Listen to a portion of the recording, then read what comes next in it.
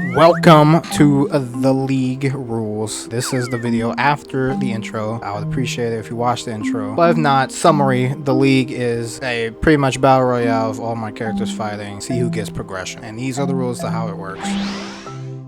So the general setup is that we watch CPUs fight, so it has to be a CPU versus CPU game. Some examples like Naruto, Storm 4, Soul Calibur, Street Fighter, Tekken 8, Dragon Ball games like those, right? There are no players involved at all, that no one touches the sticks other than the imaginary character. So we watch them fight in 15 rounds in 3 games. What that means is every story will fight pretty much 15 times, and they'll fight in 3 different games. The way it's broken up is 5 rounds per game. You know, game 1, 5 games, game 2, 5 games. Then the top 8 in scores go into a tournament, and then the winner and runner-up is decided. The points will be explained as we go through. I just wanted to give a general summary of what happens and then show the step-by-step of how it works. So this is what I'm usually looking at in my documents. This one's a completed league, but this is as simple as it can be. First thing I do is pick a character, and I do that with the wheels. Of all 30 of my stories, have the entire cast of each. They vary. Some of them have like 4 characters, and then as you can see, King's Row has a lot more characters. But each story gets spun, they get on the document, and they represent their story to win. As for the highlights, those are for veterans, pretty much. How many times that they have appeared in the league. As on screen, that's by the 11th. So the ones with no highlights, that's their first time ever showing up. Then yellow is 2 times, green is 3, and then so on and so forth. I don't know what I'm gonna do when I run out of highlights. Maybe I'll add a gradient, or maybe I'll start excluding characters, maybe. I don't know, we'll have to see. For the games and number of rounds, that's just showing how I go about it. I use League Lobster to lay out the league.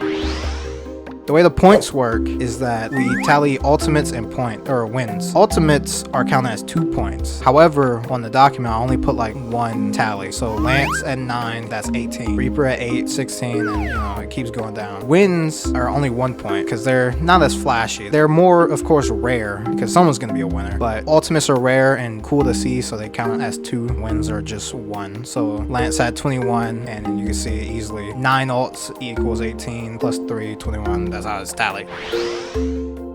Highlights are not worth any points, but they're there for cool moments. Ulti kills are pretty common, but they're still cool to see. It started because of Naruto Storm 4 with the ultimate jutsu finishes, and then I just added that to the other games, because if you finish with an ulti kill, you're just showing off at that point, or maybe very struggling. But it's pretty cool. Sometimes we get other ones like comebacks, like the Velma versus Vaj, not Vaj, but they count as no points. They're for entertainment, but they're there for another reason that we'll get into later.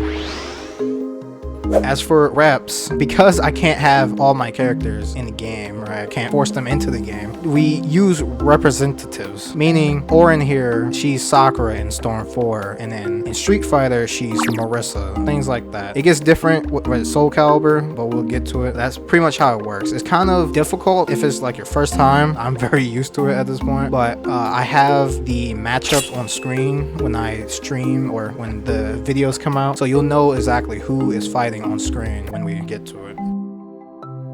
For the game lineup, the first game is Naruto Storm 4 because it's cool to watch. We count ultimates by the ultimate jutsus and the awakenings. Hopefully footage will be played for this one and the other games too. For Street Fighter, we count ultimates as the level 3s, the grade 3s, whatever. We don't count 2s and 1s because they're not as flashy. So grade 3s, whether it's a critical art or not. For Soul Calibur, we count the critical edge and the soul charge as the ultimates, flashing their little animations and shit. There's a thing called soul attack that will pop up here and there, but I don't count that because it's not as flashy. It's just like a quick attack into the soul charge, but I don't count that because it's not cool to see.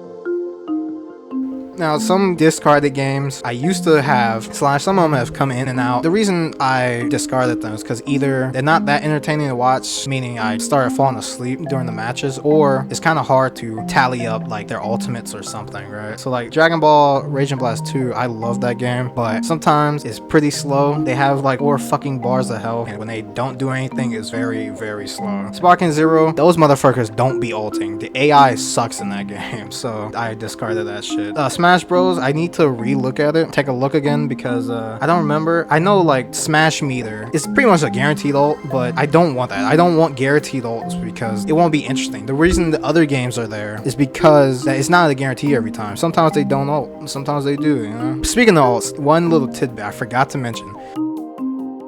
Ultimates are restricted, so that means they can only hit 2 ults per round. So round 1, round 2, round 3, you know, they can only hit 2 ults each, because in Storm 4, Kakuzu would constantly ult 3 or 4 times, and that would be like an easy fucking tournament entry right there. So I was like, no, we gotta limit it. So tournament or ultimates are only for 2 points. But there was also for Smash, I don't know, I'll take a look again. Shattered Blade was cool, but some characters ultimates were like installs, like Renji and Toshiro and characters like that, where they had like a big stand or just a transformation, and I was like, how am I gonna count this as an ultimate? Because they do it a lot anyway. It's pretty much a guarantee. I didn't want it. Meanwhile, other characters have to like hit their ultimates to connect and things like that. And in Tekken 8, I was really hoping for this one because I saw it had CPU fighting, and I used it at first, but then they don't even do anything, man. The combos are lame. I was hoping for some human combos, that long extender shit, but man, I had to get rid of it. It was not great to watch.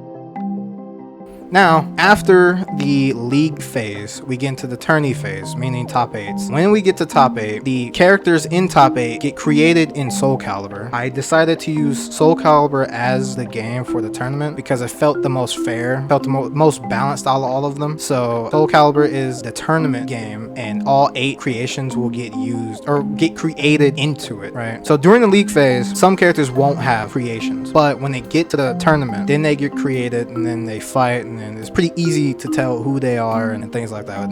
Pretty much no more representatives. Now, underdogs for the tournament, what they are characters that outperform in a single category, but they didn't make top 8. So, for example, if we go back, there was a woman named Velma on the wins, right? She has 12 wins, but no one else matched her or beat her in wins. So out of 15 rounds, she had 12 wins, but she didn't get top 8. As we can see here, she only had 20 points. So what that means is that she gets a free entry into the tournament. And that goes the same for highlights and ultimates. If they outmatch anyone else or get the most, then they automatically get in there. As we can see through this bracket here, she got in. Unfortunately, she lost. I mean, she did better in the losers, but she got in free ride because of her wins, and she had a chance to become the winner or runner-up, but she ended up losing. That's pretty much how it works. And same thing for ultimates and the highlights. However, if there is a tie between like 2 people outside of top 8, then they will have to do a tiebreaker, right? If they tie with someone in the top 8, then they automatically get in still. It depends on who they tie with, pretty much. Someone in the top 8, they get in. Someone outside of the top 8, they gotta do a tiebreaker. But that's pretty much it for all the rules. I hope that explained a lot of it. If there's any questions, I will be happy to answer any of them. Just let me know in the comments. That's about it for now. And like I said, the winner, if you haven't seen the intro, the winner gets story progressions. I advise watching that. But the next video should be the story summaries, and I guess I'll see you then. Can't wait for more league shit. Bye.